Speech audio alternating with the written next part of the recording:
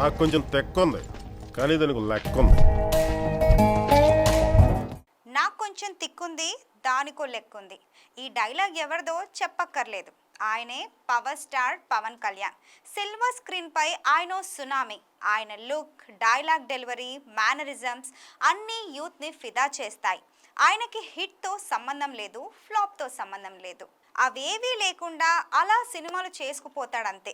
ఒకసారి రావడం లేట్ కావచ్చేమో కానీ రావడం మాత్రం పక్కా అంటూ ఏపీ పాలిటిక్స్లో సంచలనం సృష్టించి అసెంబ్లీలోకి అడుగు పెడుతున్నాడు. లాస్ట్ పంచ్ మనదైతే ఆ కిక్కే వేరప్ప అంటూ వైసీపీకి ప్రతిపక్ష హోదా కూడా లేకుండా చేశాడు.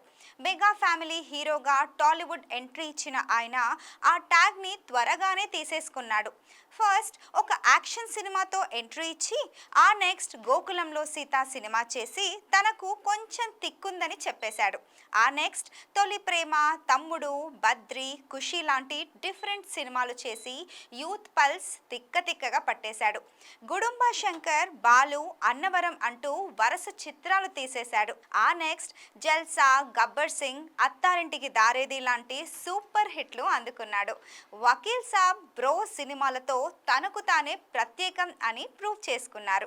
సినిమా కెరీర్లో కోట్లు సంపాదిస్తుంటే ఆ రంగం వదిలేసి ప్రజాసేవ చేస్తాను అనడం అందరికీ తిక్కే అనిపించింది. 2008లో ఎంట్రీ ఇచ్చిన ఆయన ప్రజారాజ్యం పార్టీ విలీనం తర్వాత 2014లో జనసేన పార్టీ పెట్టాడు. అది కూడా తిక్కే అనిపించింది కొందరికి. ఆ తర్వాత రకరకాల పరిణామాలు. 2019 ఎలక్షన్స్లో 140 సీట్లకు పోటీ చేసి వాము అనిపించాడు. ఆ ఎలక్షన్స్లో 2 చోట్ల ఓడిపోయి మళ్ళీ సినిమాలోకి వచ్చాడు. ఇది కూడా కొందరికి తిక్కే అనిపించింది. మధ్యలో అటు సినిమా ఇటు రాజకీయం అంటూ తిరిగేశాడు. చంద్రబాబు జైల్లో ఉంటే టీడీపీకి మద్దతు ప్రకటించాడు పవన్ కళ్యాణ్. ఆ తర్వాత బీజేపీని కూడా కలిపేసి కూటమి పెట్టేశాడు. 2024 ఎలక్షన్స్లో 21 సీట్లు తీసుకొని ఇదేమి తిక్కరా బాబు, ఎక్కువ సీట్లు తీసుకోవచ్చు కదా అని డైలాగులు కొట్టించాడు. వైసీపీ మీద, ఆ పార్టీ అధినేత మీద ప్రతి మీటింగ్లోనూ విరుచుకుపడి క్రేజీగా అనిపించుకున్నాడు. వైసీపీ వాళ్ళు ఎన్ని తిట్లు తిట్టినా సైలెంట్గా ఉంటూ సర్ప్రైజ్ చేశాడు. ఎలక్షన్ రిజల్ట్ వచ్చేసింది. పవన్ తిక్కకి ఓ లెక్కుంది అని రిజల్ట్ చెప్పేసింది. 21 సీట్లు గెలిచి సత్తా చాటాడు. అలాగే చంద్రబాబుని సీఎం చేసేస్తున్నాడు. ధర్మమే గెలుస్తుంది అని మరోసారి ప్రూవ్ చేశాడు.